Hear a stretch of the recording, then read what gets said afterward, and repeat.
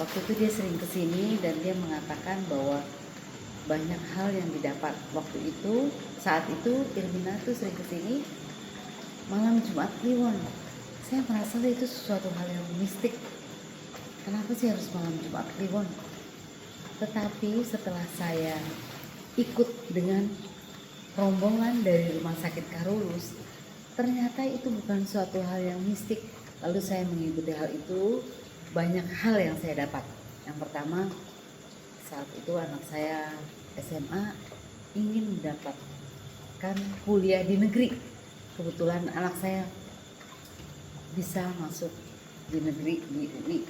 Kemudian selanjutnya banyak peristiwa yang saya dapatkan. Saya bisa lebih peka. Ada hal-hal yang belum terjadi tapi saya sudah mempunyai insting-insting, sudah mempunyai tanda-tanda. Kemudian banyak yang tidak saya bisa sebutkan satu persatu. Halo sobat semua, salam sejahtera, selalu Tuhan memberkati kita semua. Sehingga kita bisa ketemu lagi di channel Kebun Doa ini. Semoga dengan channel ini kita bisa bercocok tanam doa dalam diri kita dan memanen hasil doa tersebut dengan baik. Jangan lupa untuk selalu memupuk doa kita dengan perbuatan yang baik dan selalu mengikuti channel ini yang akan menayangkan keajaiban-keajaiban doa lainnya. Untuk sementara, channel ini akan tayang 2 kali seminggu, serta jangan lupa klik tombol subscribe dan like-nya ya. Semoga dengan mengikuti kebun doa ini, kita bisa menghasilkan bunga dan buah hasil dari doa kita bagi kehidupan kita semua. Seperti episode sebelumnya, kebun doa menceritakan bagaimana Pak Joko bercerita tentang pahit getirnya kehidupan sehingga menimbulkan kekhawatiran dalam hidupnya. Pak Joko sampai terharu dalam menceritakan karena Pak Joko benar-benar lolos dari kesulitan yang dihadapi dengan doa yang sungguh-sungguh. Nah, sekarang ada Ibu Yusa dan Ibu Desi yang jauh-jauh datang dari Jakarta dan Medan. Ibu Yusa adalah salah seorang dari ratusan pesiarah dari Rumah Sakit Santo Karolus Jakarta yang hadir dalam Misa Lilin. Hal ini pernah diceritakan Romo Sigit pada video-video awal di channel ini. Ingatkah sobat? Bagaimana Bu Yusa menceritakan pengalamannya rajin datang ke Misa Lilin di Gereja Katolik Kristus Sang Penabur Subang ini? Mengapa sobat kita dari Santo Karolus rajin datang ke Misa Lilin di Subang? Apa saja yang didapat dari para umat hingga berbondong-bondong datang ke Misa Lilin? Mari kita ikuti video ini sampai selesai. Semoga video ini bisa memberikan kita pengharapan dan tidak ada hal yang mustahil dan keajaiban Tuhan selalu beserta kita. Jika kita teguh dalam doa serta memiliki percaya penuh akan kuasanya. Tanpa berlama-lama lagi, mari kita ikuti video ini. Nama saya Yusta dari Jakarta. Saat itu saya ziarah di sini sejak 2013. Saya mengetahui tentang ziarah di Subang ini dari teman saya yang bernama Irmina.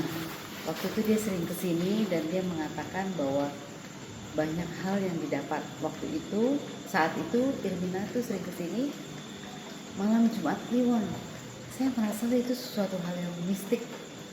Kenapa sih harus malam Jumat Kliwon?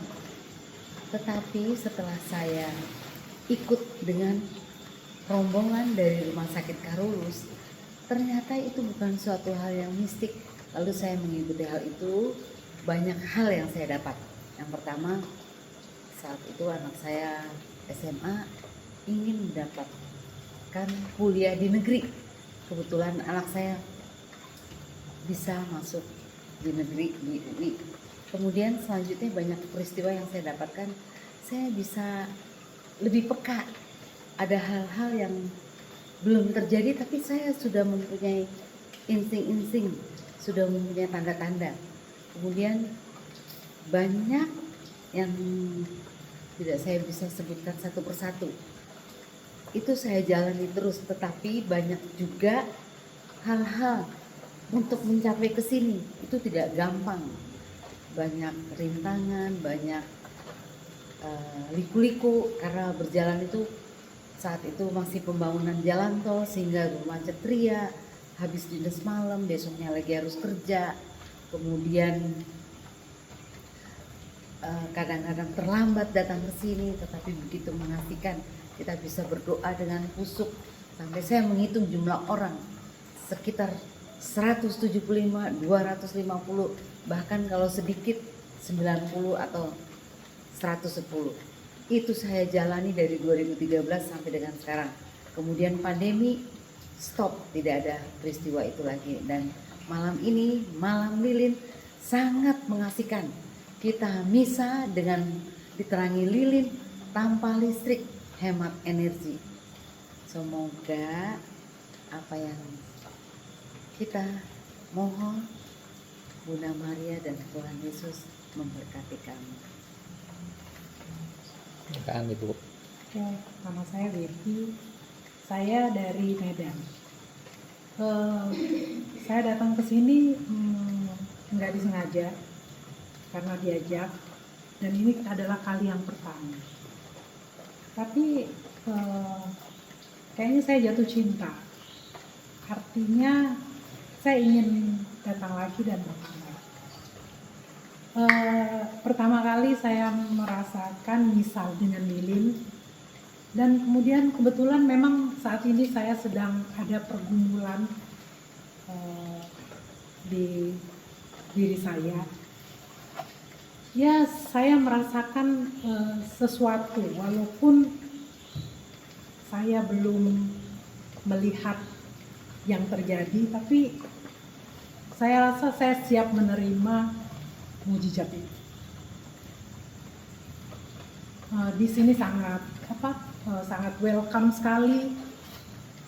Selesai misa kita dikasih makan, dikasih cukup hidangan, luar biasa. Padahal umat begitu banyak, tapi semuanya kayak bahkan berlebih-lebih makanan. Dan kebetulan pada saat ini kami mendapat kesulitan, sopir kami itu sakit. Jadi kami tidak bisa pulang ke Jakarta. Jadi kita diberi tempat oleh Romo, tempat tidur, bahkan dengan makanan dan minuman yang cukup, sehingga kita tidak merasa terlantar gitu. Jadi memang betul-betul saya jatuh cinta, itu aja. Dengan Subang ini, dengan Gua Maria Tebar Kemuliaan. Tambah satu lagi boleh. Banyak juga. Yang menarik adalah menu makanan yang dihidangkan setelah misa. Saya makan di Subang ini dari 2013. Itu makanan nggak ada dijual di restoran-restoran.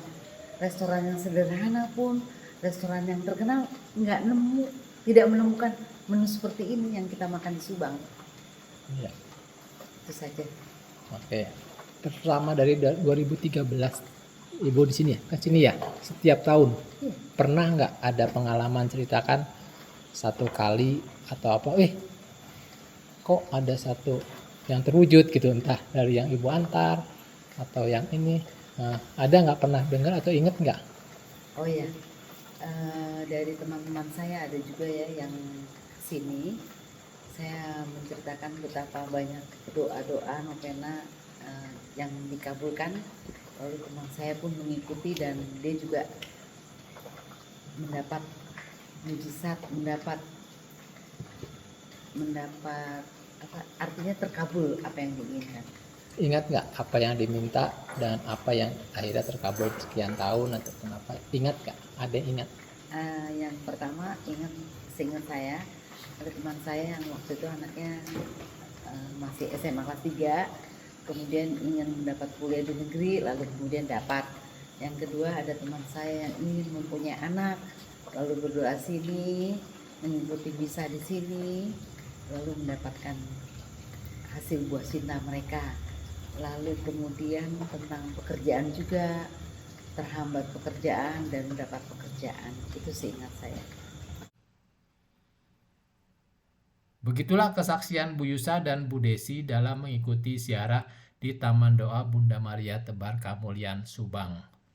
Semoga dengan pengalaman dari Bu Yusa dan Bu Desi bersama ratusan umat dari Rumah Sakit Santo Carolus Jakarta tadi bisa memberikan kita inspirasi dalam menghadapi kehidupan kita dan memberikan contoh bagi kita semua agar tidak perlu khawatir dalam mengarungi hidup ini. Karena sebenarnya jika kita menemui kesulitan, maka yang kita lakukan selain berusaha mengatasinya dengan kesungguhan dalam berusaha, sebaiknya harus disertai pula dengan doa yang berserah kepadanya, dan apa yang kita minta dengan doa dengan seizinnya pasti akan terkabul dan terjawab. Mari ikuti channel Kebun Doa ini, di mana pada episode berikutnya akan ada kesaksian-kesaksian lain di Taman Doa di Kota Kuningan, bukan di Subang lagi. Mari kita belajar dari pengalaman-pengalaman umat lainnya dalam menjalankan ibadah dan doanya sesuai dengan jalan Tuhan. Semoga dengan mengikuti channel Kebun Doa ini, semua doa kita bisa terwujud. Sampai jumpa di episode berikutnya. Salam sejahtera menyertai kita selalu. Amin.